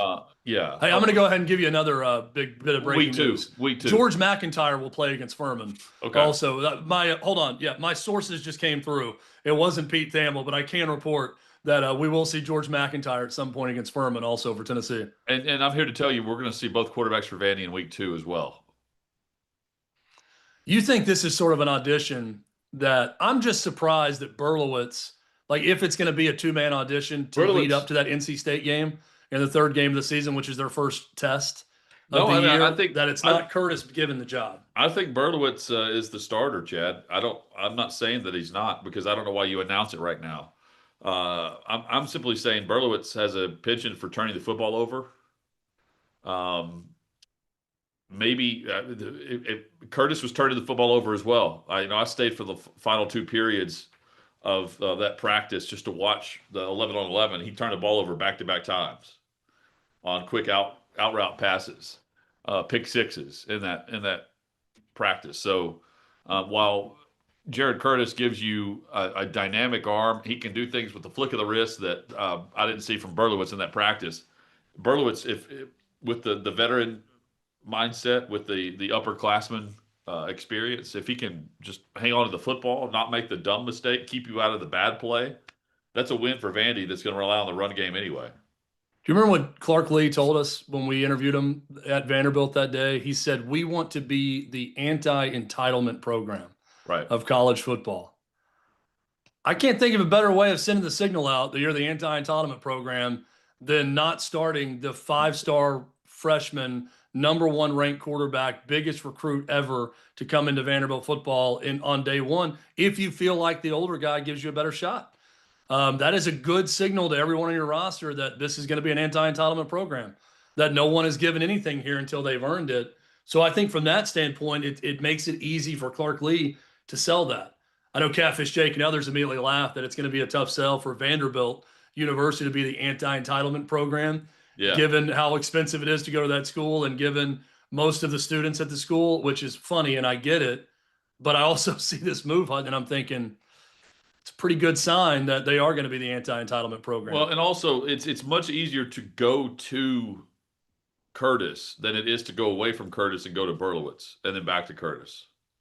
If you're going to do this, right? Like Austin Peay, Delaware, NC State, Vanderbilt hosts that game September 19th. After that game, after those first 3 games, then you have a gauntlet with Auburn, Georgia, and Ole Miss back to back to back. You'd rather have an upperclassman running the offense, especially if you can get a ground attack going, than you would a true freshman who's still trying to learn his way and trying to figure out where classes are. Yeah. You know? And at Vanderbilt, we were told they have to go to class. Like they don't have online classes as much. So they actually physically go to class. So that is a thing, finding those buildings. I'm surprised, though. I'm with you. I'm shocked. I expected this to be Jared Curtis's offense, and it still could be. It's just not going to be right out of the gate. They're not turning things over to him solely. And it's easier to play both quarterbacks, Chad, if you've got the fifth-year senior. Fifth-year senior, I believe, right? Yeah, he's a veteran guy. I mean, he's been around Tim Beck and that offensive staff for a long time. So, yeah, I mean, his knowledge of what they're trying to do has got to be off the charts better than Jared Curtis. But, I mean, again, this is not the way the current business of college football works, right? I mean, that's what surprises me so much is, and this is not disparaging to Vandy. It's my assumption for anyone would have been you got the #1 quarterback in the country to not go to Georgia where he was committed before. My thought is like you're doing that also if you're him because, hey, there's an opportunity to start right away, right? I'm not going to start with Gunnar Stockton at Georgia, but there's a chance for me to start at Vandy right away with Diego Pavia leaving, and you start the clock immediately and you got 3 years with a great quarterback. Right. But to not be the name to start, this throws a curveball in that whole plan to me. Well, and look, there have been 2 scrimmages since we last saw them practice. So a lot of Clark Lee says what he means and means what he says. We know that when describing his football team. I'll point back to Bryce Underwood as the example at Michigan. They were paying him to be the starter. Like with the money they allocated to him, the #1 quarterback in the country, I think LSU was one of the ones he was looking at to not go to LSU. They invested so much that, hey, we believe in this guy and his talent. We're going to take our lumps maybe early, but he's going to be the starter. In Tennessee, you don't have to look further than in-state. Faison Brandon, he was right there, 1 or 2, right behind Jared Curtis as one of the top quarterbacks in that class, as a 5-star guy. Tennessee, Josh Heupel has no problem rolling the dice and starting the true freshman because he's shown more. Now, what we don't know, Hutton, and what you're talking about, even watching practice, is to me that says that knowing Clark Lee and how honest he is with his team and what he's doing, Jared Curtis didn't show more. Blaze Burlowitz, he knows how to get the respect of his team, right? Blaze Burlowitz showed more. Well, again, I would just go back to Jared Curtis showed me a lot in that one practice, but he also turned the football over quite often. Yeah. He's got an explosive arm. He's got the ability to really take the top off a defense and actually give you a passing game downfield, vertical. But is Burlowitz going to protect the football? Because if as long as he does that, he's doing a little bit more than what the true freshman's doing right now, just by keeping possession. And again, it's no easy task. You have 2 weeks to get everything up and running, and then you face NC State, and then all of a sudden, the SEC gauntlet for every team faces in Auburn, Georgia, Ole Miss. That's no easy 3-pack for the month of September for a true freshman quarterback. And if you're trying to win over your locker room and make sure that they know you're about the right things and doing what's right for them, right? Those guys aren't dumb, especially at Vandy. They see it. They know who the leader is. Think about They often know who's putting more work. When I'm reading every story about Faison Brandon winning the job at Tennessee, the most things I hear is, hey, the guy didn't leave for vacation when George McIntyre did, when everyone else on campus left. Like, he stayed and he was running routes with receivers, or he was in the facility every day. Right. He truly committed to it, and guys noticed that, and guys saw it. Like, that's part of this too. I'm not saying that Jared Curtis is dogging it, but I'm saying clearly Clark Lee believes Burlowitz has put in a little bit more and shown a little bit more to be the starter, or he wouldn't have gone that direction. Well, and think about it, like, you're not transferring now. You can transfer at the end of this season. We're going to see the starter. The starter right now is not going to be the starter at the end of the year. I agree with that. Okay, the starter right now is not going to be the starter at the end of the year. But what I do know is Auburn's defense was not the problem with Auburn last year. Georgia's defense, always amongst the best in the country. Ole Miss's defense, we know what Pete Golding does with his defense at Ole Miss. Those are the first 3 SEC defenses out of the chute for Vanderbilt's team. And if you've got an upperclassman who knows the offense that can get you through to where you can feel your freshman quarterback feel settled, feel like he's got a base underneath him, can run the offense and keep you out of a bad play, where your offensive linemen, they don't have to call the protection all of a sudden, that's what Burlowitz allows them to do. They get to run more of the offense, the base offense, than what the freshman would, because it doesn't condense you down to whatever the one young quarterback's doing well, and you don't have to protect the young quarterback as much. He's going to be the starter. He's just not right now, and we're going to see him play. Hey, breaking news, Chad. We're going to see him play first 2 weeks. Oh, you mean against Austin Peay? Yeah. That they might play multiple quarterbacks in that game? Yeah, they might. Okay, that's good. They just might. Thank you, Pete Thamel. I can see Pete Thamel behind those very bookish glasses that he wears all the time, typing out that tweet on his laptop. Yeah. Like, Oh, there we go. I know this. Boy, do I have a scoop for thee today. 2 quarterbacks will play against FCS Austin Peay in week 1. Let's discuss the 2 true freshman quarterbacks, though, that we will see in the state of Tennessee. One is going to start for the University of Tennessee. One, starts by coming off the bench. That's next year on Hutton Withrow.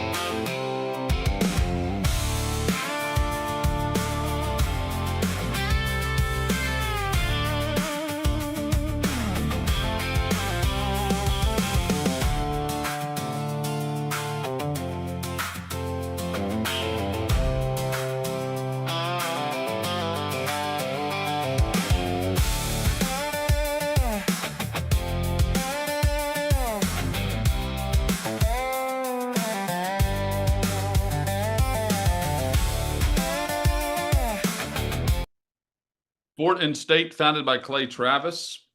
XXXY Athletics, founded by Jennifer Say. Former national champion gymnast, former Levi's brand president.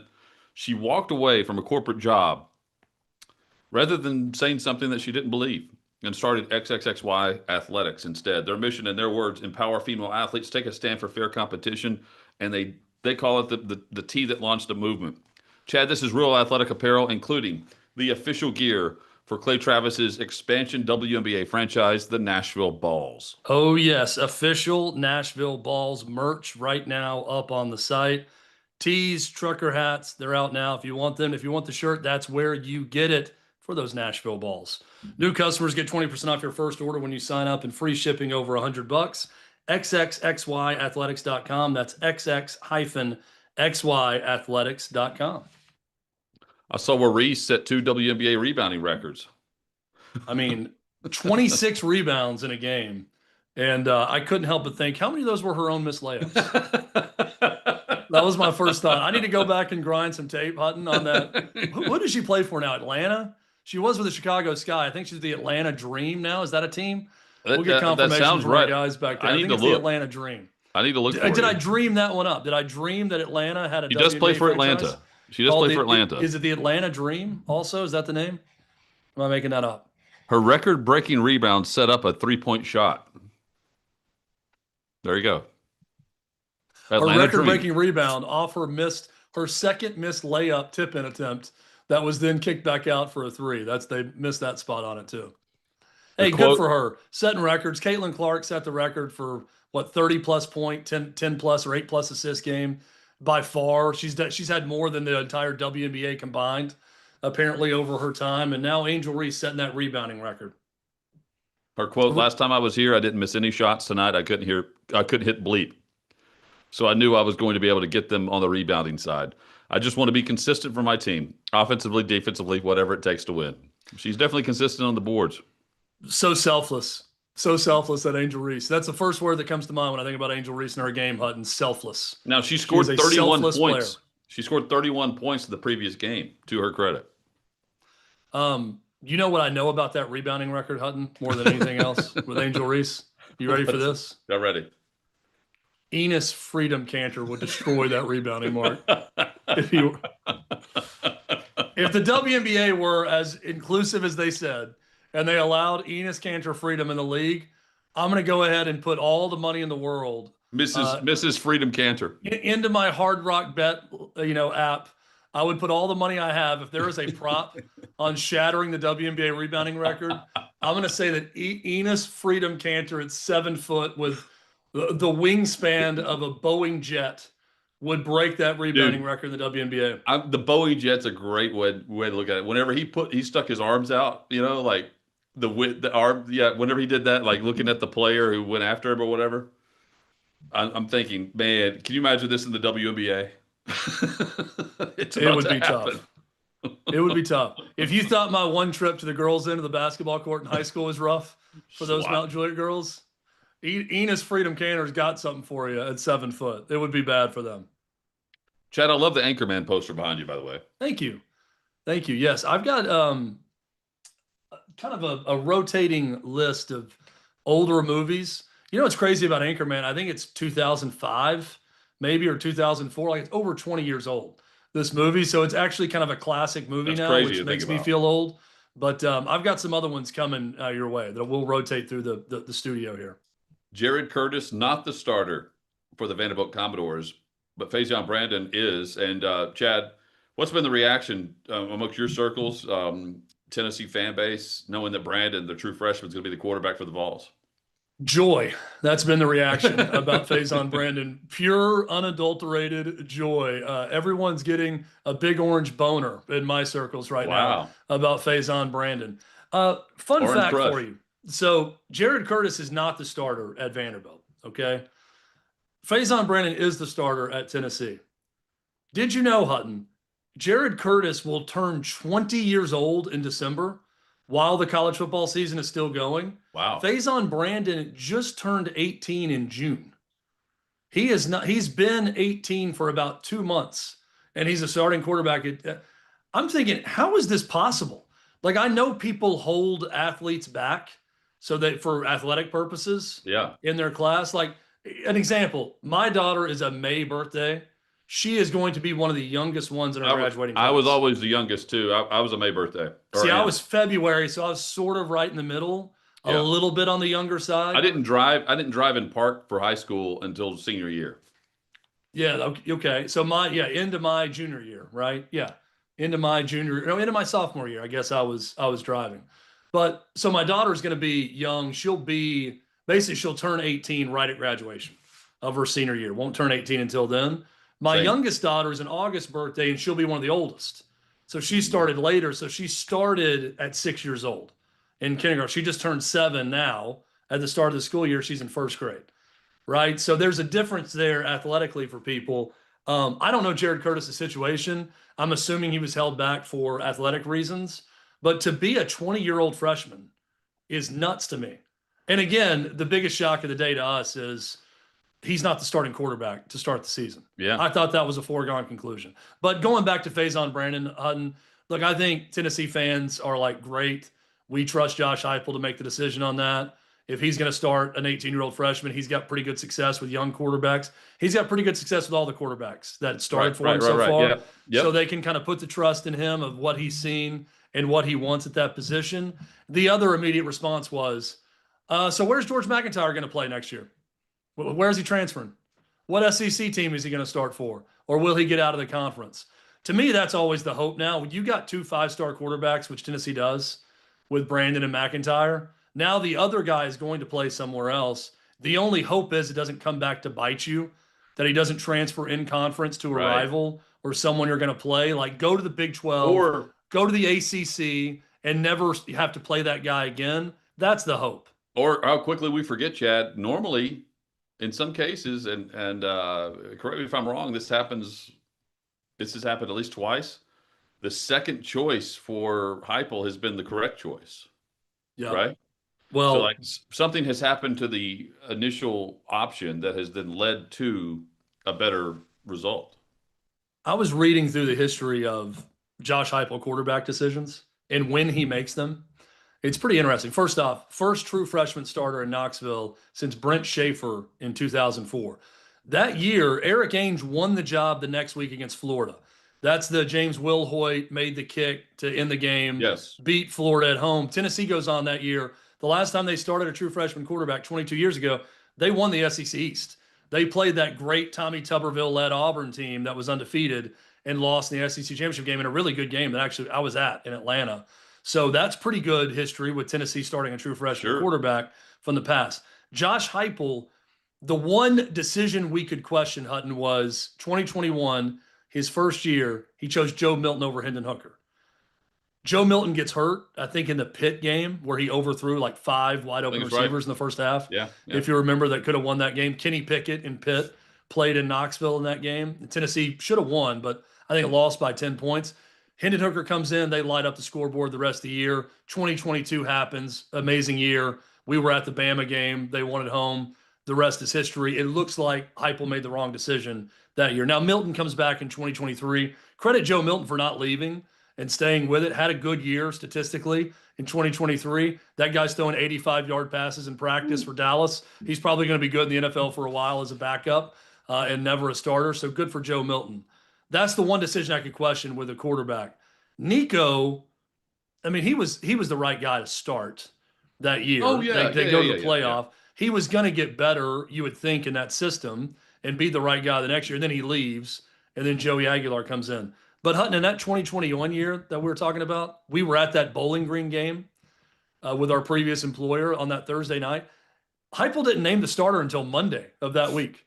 He named Joe. That's how he was. He did not know it was that close between him and Hooker, and he went back and forth and didn't name a starter till Monday. This is 2 weeks out. He's naming Faison Brandon, which tells me Faison Brandon is more clearly the guy than George McIntyre based on what they've seen in practice. And also, there were two things that come to mind for that because number one, Hendon Hooker was known as not being a very good practice player at all. Yep. Milton's a very good. He can wow you. Yeah. Which, by the way, Josh Dobbs is the same way. That was the knock on him with Bush. He's not great in practice. They put him out in that Alabama game and he runs for 115 yards. What I'm thinking, he looks pretty good in the game. So let's keep playing this guy in the games, right? You're right. That was the knock on Hooker. Now, and then the other thing too that was year number one of paying players with NIL. Yep. And I remember going down with something with Spire Sports, and Joe Milton was there. This is right at the very beginning of unleashing the floodgates. And Hendon Hooker was not. Hendon Hooker was not there, but Joe Milton was there because they had a member of like the baseball team, volleyball, all these different. And then there's Joe Milton, and I just remember because I was emceeing, I was just remember asking because we were all trying to learn what was going on here, what's Spire Sports, right? And I remember asking Joe Milton like, so what brought you to Tennessee? And he was just like, they offer the most money. That was his answer. Mm-hmm. And I was like, I can't believe that we just have a quarterback that just admitted this. Like it's also like, but my point is like, he also was getting paid to your point, like with what we're seeing with Jared Curtis not being the starter. Joe Milton was paid to come from Michigan to Tennessee to be the starter. And so he was the starter. And that's what I think you get more into that with transfers that come in. Oh yeah. I agree. Right. With that. Yeah. To where, that makes a lot more sense. But I would also say, like, that's why I'm more surprised about Jared Curtis. Yes, because you're right. Like, Milton was probably paid to come from Michigan. He had plenty of options, and he was going to be the starter. And I was like, yeah, this guy can be my starter. So that's the tie went to him, even if Hooker was just as good or right around there, right? Like, they went with that guy. That's why I'm so surprised that it's not Jared Curtis, because I think the assumption is, and it's not just a Vandy thing. It's you got the 5-star quarterback to replace Diego Pavia, who was leaving. There was no clear starter coming back. You'd feel like he's going to be the starter. Now, for George McIntyre, and I hope any NIL agent or any representative out there would advise their client the same way. Your job now, if you're McIntyre for this year, is to be a great teammate, to show up, to have the best possible reps on the second team, to reset your mind a little bit. You're not competing for the starting job right now, but you are going to play. Faison Brandon's a freshman. He's going to get hit. He's going to get hurt at some point, probably. You're going to play early in the season in some of these, throwaway games against Furman or Kennesaw State. Our sources report. And not to pitch it in, right? Because the human emotion, the human nature, Hutton, would be, screw these guys. They don't believe in me. I'm gone. I'm going to go be NC State starter next year or wherever. You're calling up your NIL agent. Hey, get on the phone with coaches. Who wants me? And you want to mentally check out and be gone from your current place the moment you lose the job. McIntyre's best thing he can do, again, if you're thinking future, you need to be thinking long-term. It's, I need to show that I can be a great teammate. I can get good reps in. I can be solid when I get in the games, because I'm going to get in the games this year for Tennessee. Put that on tape. And then in a year when it's clear Faison Brandon's still going to be the starter, then go. Then go somewhere else where you can be the starter at that time, but do not be a distraction. Do not do any of that. I fear there's too many NIL guys out there and gals that would just give in to the emotion of their young player and say, you're right, George. They screwed you over. We're going to find you a home immediately. Screw those coaches. Don't show up to this. That's the worst thing to do right now. The best thing to do is to be a pro, because you're still getting paid, and show up every day and do the job and congratulate Faison Brandon and be the best backup quarterback you can be. And then guess what? There's no long-term contracts in college football, so you can bolt the moment the season ends and go somewhere else. We're saying that. I'm saying that at 42, and he's saying that at what, 19 or 20? Right.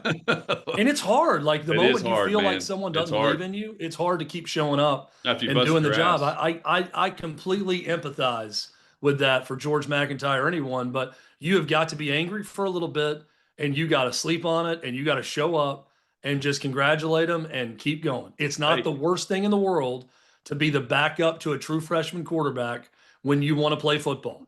Because And at it's some not point, like- you're probably going to get a chance to play. And it's not like he's not getting paid. He's also getting paid. Absolutely. He's also getting paid. Yep. Stay tuned. More coming here on Hutton Withrow.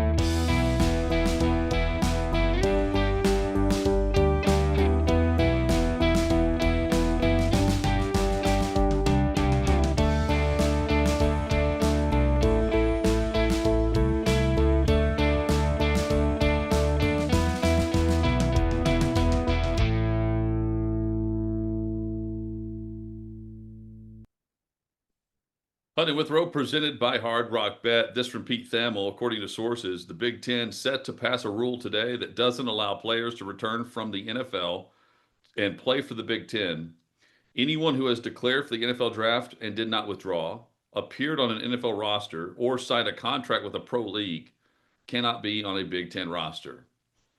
Chad, the first three responses, just by scanning this real quick, the first three responses won't surprise you. From fans who have seen this report.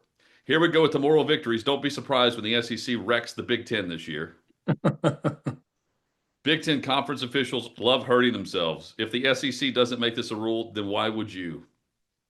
And this is a great move. Will it stand up legally is the third response. Three great responses. One, the Big Ten is going to win the court of public opinion today. Yeah. I think for media members and everyone else, we're showing a spine and everyone agreeing this isn't great for college sports and them actually saying, yeah, it's not going to be allowed in this conference.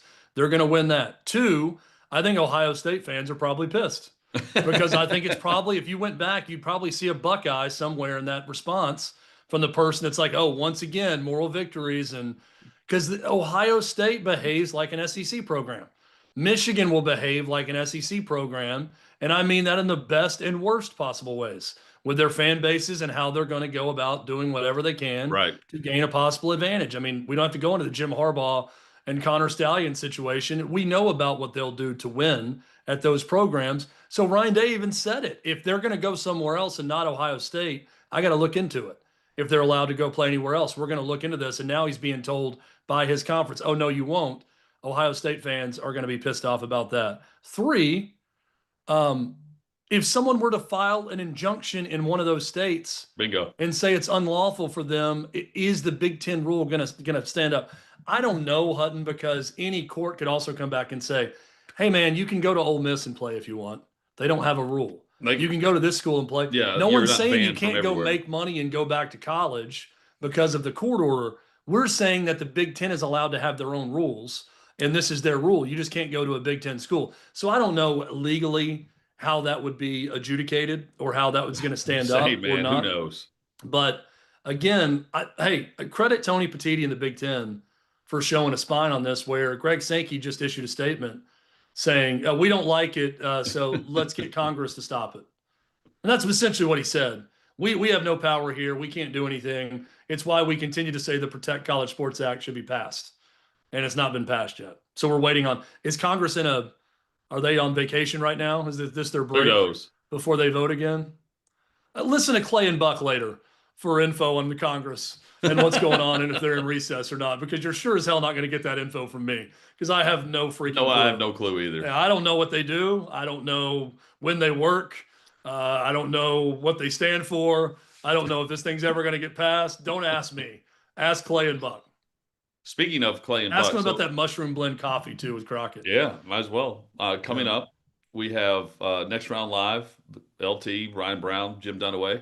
They're coming your way in just a handful of minutes, 6 minutes or so. Looking forward to their show. Chad mentioned Clay and Buck show. You can watch it live at sportandstate.com each and every morning. That's followed by the Clay Travis show. And then we have On Tilt with Kelly, Ariel, and Joe. The full network of shows here. And we're just getting started with that, Chad. That won't be the final show. We haven't listed all shows, is what I'm saying. Not the final show, not the last show for sure. There will be more, but not a bad start when you can go from 8 to 5 p.m. Not at all. Eastern time every day with wall-to-wall shows here at the Sport and State Network. It's been a great start. It's been a great launch. Appreciate everybody who's been tagging along in the YouTube chat. Again, that's where you can watch us live every morning. Clay's talked about it. We've talked about it. It is very important to have a live element to the show. We're going to bring you a live show every single weekday morning. All of our other shows are live. Doesn't mean you can't go back and watch on YouTube. That's right. Doesn't mean you can't go back and listen on podcast. Doesn't mean you can't go and enjoy our clips that we're going to post across social media. You can follow us at Hutton Withrow. You can follow us on our personal accounts for all of those as well. However you can consume the show, please consume it. Chad, This what is are you like, watching? when you go to Japan, Hutton, they have rules about how you eat in Japan. Like you take your shoes off when you enter the room. A lot of times you sit on the Right. floor, Cross or your do legs. different things. There's a lot of fine rules about when someone's hosting you, the different rules of the host and everything about how you consume the food. When is the last time We're you the walked opposite. in? You could eat with your toes if we're hosting a party. We don't care. We don't care how you consume our content as long as you are consuming it one way or the other. You're a We don't have paraplegic all if the you do. Japanese rules for eating in the home, right? You can do whatever you want. I don't Correct. care Hey. if you're completely nude right now watching this show.